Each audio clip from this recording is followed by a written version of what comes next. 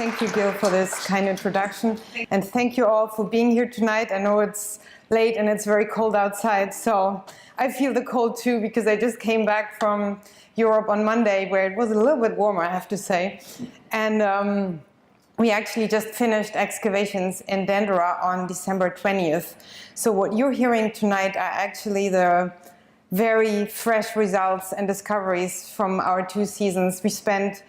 We left here in at the beginning of October, did 5 weeks first in Edfu, and then actually 5 weeks at Dendera. So a pretty long season and a lot of work that we were able to do. So the 2 sites, Dendera and Edfu, are actually linked via a religious ceremony. There is the goddess Hathor of the temple of Dendera, who comes to visit Horus of Edfu. And we know about these ceremonies from the very end of the Pharaonic, Ptolemaic, and Roman periods because they have these amazing 2 temples. But these sites, these temples did not stand in isolation, and they were actually part of large provincial capitals. And you can see here on this map, I've mapped out for you the location of Edfu in southern Egypt. Right down here, it's about a 2 hours drive from south of Luxor. And then Dendera is to the north. It's about 45 minutes to the north of Luxor up here. And Dendera was the capital of the 6th Upper Egyptian province, or nome as we call it. And Edfu was the capital of the 2nd Upper Egyptian nome. So 2 important regional centers. And we have this unique opportunity to compare these 2 sites really from the origins, from over a long-term evolution until the Greco-Roman period. So really fantastic opportunity for new research. I will start with the site of Edfu, which you can see here on this image, with the prominent temple, the main tourist attraction in the background, and also the modern town. There's actually quite a large modern town around it. And then the settlement, it's a tell site, an artificial mound composed of superimposed settlement layers where people have basically settled for several millennia. And the remains of this site are situated is this dark brown mound on the western side of the temple. And you might notice that it looks pretty incomplete today. Unfortunately, settlements in Egypt have suffered a rather peculiar phenomenon, which is actually, as far as I know, mainly restricted to Egypt, that at the end of the 19th, beginning of the 20th century, modern Egyptians quarried away these sites in order to use the mud brick and the soil from these abandoned archaeological mounds as fertilizers for agriculture. And so a lot of sites have now completely disappeared. And in Edfu, we still have a large chunk of the site preserved, as you can see here, but we also are missing quite a few parts of it. So when we were starting to search for the origins of this town, you obviously start looking in what is actually known about the earliest textual evidence, for example. What do we know about previous research? And one of the few remains we knew about before we started our work are some pre-dynastic objects, so that date to around 3,500 BC, before we have the Pharaonic period culture that came out from a cemetery site where the French and the Franco-Polish mission were excavating in the 1920s and 30s. So we do know that there are some origins going back to the pre-dynastic period, but then the city of Edfu is first mentioned properly in a relief. I hope you can see this okay. Yeah, the picture turned out there well. It's mentioning the king standing in front of the shrine of Edfu, which was depicted in the Djoser pyramid complex at Saqqara, dating to the 3rd dynasty. And then at the beginning of the 4th dynasty, there's a small pyramid in the vicinity of Edfu that is a small step pyramid. It belongs to a series of very similar monuments that were erected in the vicinity of larger provincial towns dating to the early 4th dynasty. And this was actually an Oriental Institute project we did. It was sort of a rescue project between 2011 and 2012. So we do know that there should have been at least a first city, end of the third, beginning of the fourth dynasty. But trying to find archaeological evidence for this from the actual town site turned out to be much more complicated.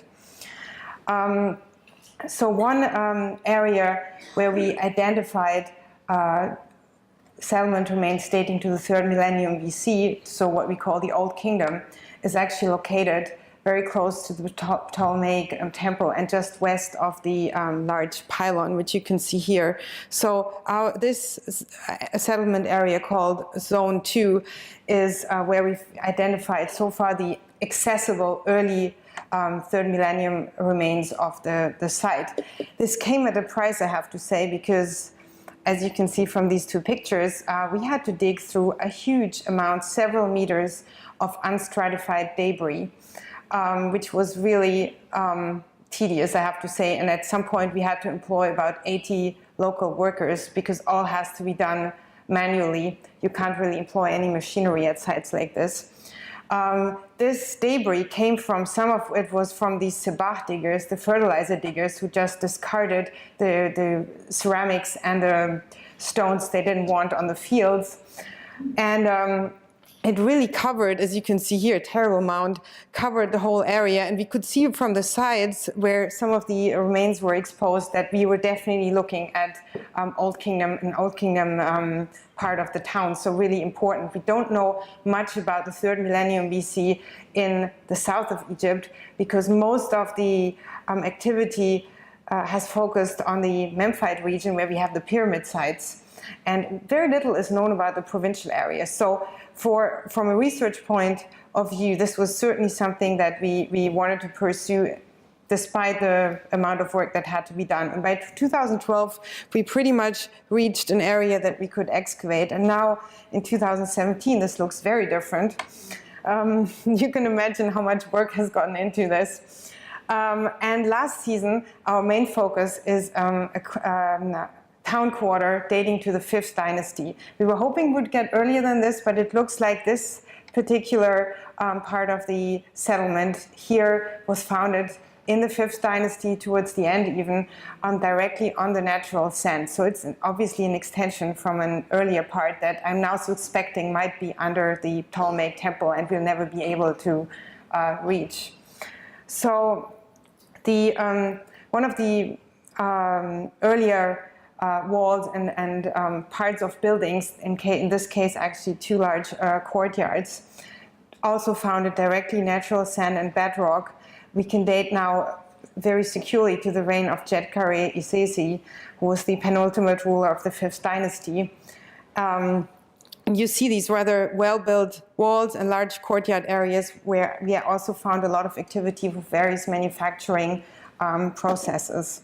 And the reason why I can date this so well now is because in one of the fireplaces we found a discarded clay ceiling that was stamped by cylinder seal with the horse name of Djedkare Isesi. So in this case, it was really useful for us to find that piece of evidence. And another interesting find that actually comes from this find spot here are 2 fragments of a small, actually they're 2 different limestone statues. One looks like a seated scribe. You can see the seated position here, and then a standing figure with a back pillar. Also dating to the late 5th dynasty. Of course, we did not find the gold seal here, just in case you wonder. As I was telling earlier, it's not such a good idea on a site to find any kind of precious objects in the first place, because that usually attracts then a lot of looting later on, because the local people will think there's some real treasure to be found. So I'm actually very happy just to find the clay ceiling. That is beautiful information on its own. And in order to get to that, we also had to sieve through baskets and baskets full of dirt, where we found so many ceilings, broken clay ceilings, but they had no inscriptions on them. So in the Old Kingdom, there are only very few where you actually stamped it with a cylinder seal and so on. And after, I don't know how many baskets of sieving, and the students who are here tonight know the pain because they have been actively helping. You can see them up here. with the sieving process, very dusty and long. One of them, Emily Sarrazin, actually found the one with the royal name right in front of the camera when we had U Chicago Creative come and film our excavation. It was completely not planned, and she finds this specific piece while sieving while the camera is there. It was quite funny. So yeah, we had a film crew come out from the University of Chicago to actually film us and Chicago House, Ray Johnson, the Epigraphic Survey in Luxor, to show projects, U Chicago projects in Egypt, which was actually a fun experience. So now that we have some evidence for Djedkare-Yezzezi, the question is, what else do we know about this king and his connection to Edfu? And there's actually a really interesting one. So in the southwestern side of the tell, there's actually a large cemetery dating to the Old and Middle Kingdom. So you have two main phases, late Old Kingdom, 6th Dynasty, and then again it gets reused in the later Middle Kingdom. And this specific cemetery contains a very important tomb, the tomb of Isi, who was a local governor in the 6th Dynasty, who actually becomes venerated as a local saint after his lifetime, and especially during the Middle Kingdom and Second Intermediate period, so later, quite a bit later. And this high official, this local governor, left us a biography on his tomb, an inscription that actually tells us that he started his career under Djedkare-Yezzezi at the very end of the 5th Dynasty. So just to keep that in mind, that there is actually this quite interesting connection. I should mention that the cemetery was excavated by the French and Franco-Polish missions in the 20s and 30s, so we never actually dug there very much. And the finds from these tombs were sent to Warsaw, Paris, and Cairo. So back to our Zone 2 excavation. Apart from that, we now very much established the foundation, the period of the date of the foundation of this part of the town.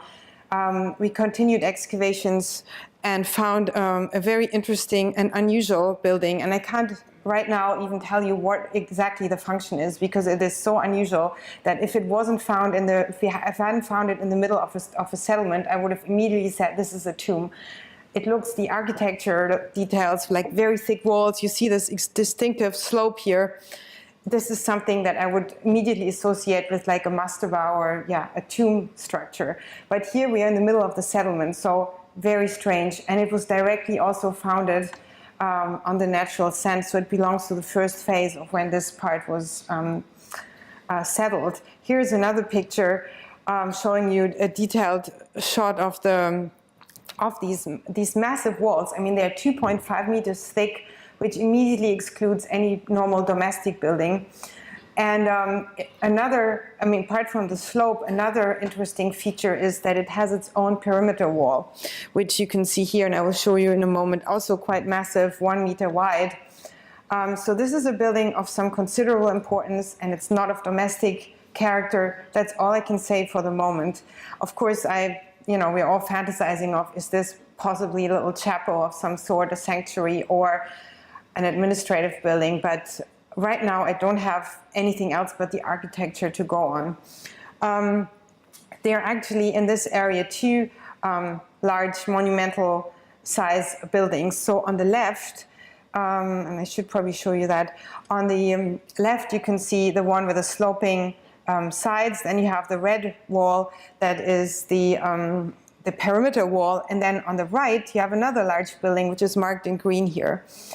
The length of the perimeter wall, as far as we could follow it, is 12.5 meters, which is pretty large.